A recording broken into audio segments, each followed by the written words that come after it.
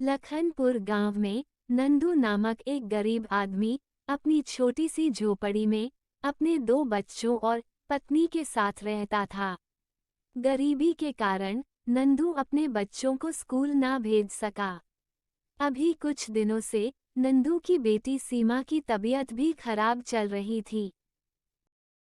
गुजारा करने के लिए उसके पास खेती का एक छोटा सा टुकड़ा ही था।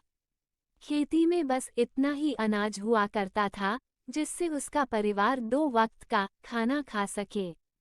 जिंदगी मुश्किलों से गुजर रही थी। एक दिन जब नंदू अपने खेत की तरफ जाता है, वो देखता है कि उसकी सारी फसल कीड़ों ने खराब कर दी है।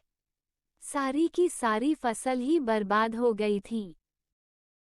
नंदू बहुत ही दुखी मन से घर की तरफ लौटता है। उसके मन में बहुत सारी बातें चल रही होती है। घर लौटकर वो अपनी पत्नी को सारी बातें बताता है। पत्नी भी सब सुनकर दुखी हो जाती है। मेरे पास एक सुझाव है, क्यों ना हम शहर चले। वैसे भी गांव में हमारे पास रोजी का कोई जरिया नहीं है। शहर में हमें कोई न कोई काम मिल ही जाएगा। नंदू की बात सुन के उसकी पत्नी सोच में पड़ जाती है।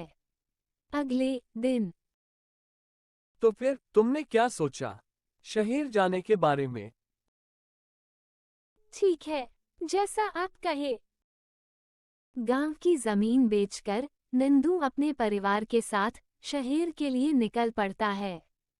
शहर पहुंचकर वो लोग किराए के मकान में रहने लगते हैं। नंदू ने शहर के बाजार में एक मूंगफली का ठेला लगाना शुरू किया था। सब ठीक ठाक चल रहा था।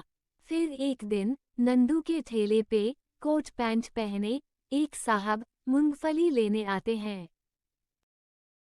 जाते वक्त वो अपना हैंडबैग वही भूलकर चले गए।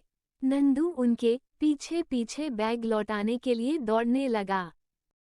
साहब, आपका बैग आप मेरी दुकान पर ही भूल आए। तुम्हारा बहुत बहुत शुक्रिया। इसमें मेरी बहुत कीमती वस्तु और पैसे हैं। तुम्हारी ईमानदारी से प्रभावित होकर मैं तुम्हारे लिए एक नौकरी का प्रस्ताव रखता हूँ। कल तुम मेरे घर पर आ जाना। तुम्हारे साथ काम करके मुझे बहुत खुशी होगी। दरअसल वो आदमी शहर का सबसे अमीर आदमी था। शाम को नंदू घर लौट आता है। घर लौटकर वो अपनी पत्नी को नौकरी के प्रस्ताव के बारे में सब बताता है। अब कई साल गुजर गए हैं। नंदू और उसका परिवार ऐशो आराम की जिंदगी गुजार रहा है। उनके पास पैसों की कोई कमी नहीं है। सब हंसी खुशी रहने लगते हैं। कहानी अच्छी लगी तो इसे लाइक करें, चैनल सब्सक्राइब करें और कमेंट करना न भूलें।